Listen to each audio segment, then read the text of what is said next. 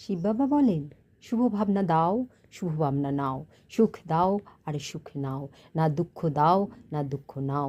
এমন নয় যে দুঃখ দাওনি কিন্তু নিয়ে নিয়েছো, তাহলে দুঃখী হলে তো না। সুতরাং আশীর্বাদ দাও, সুখ দাও আর সুখ নাও। কেউ যদি অভিশাপ করে তবে কি করবে? নেবে? মনে করো যদি অভিশাপ নিয়ে নিয়েছো, তাহলে তোমাদের ভেতরে স্বচ্ছতা থাকলো? অভিশাপ তো খারাপ জিনিস, তাই না? তুমি নিয়ে নিলে, নিজের মধ্যে স্বীকার করে নিলে, তাহলে তো তোমার ভিতর স্বচ্ছতা থাকলো না তো, না?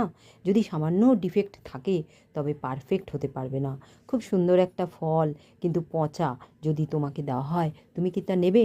নেবে না, নাকি বলবে ভালোই তো, ঠিক আছে, দিয়েছো যখন নিয়েই নি। কখনো কেউ যদি অভিশাপ দেয় তবে তুমি মনের ভেতর ধারণ করো না, তবে ডিফেক্ট হয়ে যাবে। এখনও যদি কারো অভিশাপ তোমার মনে থেকে থাকে তবে বের করে দাও, আর কাল থেকে কেবল আশীর্বাদ দাও আর আশীর্বাদ নাও।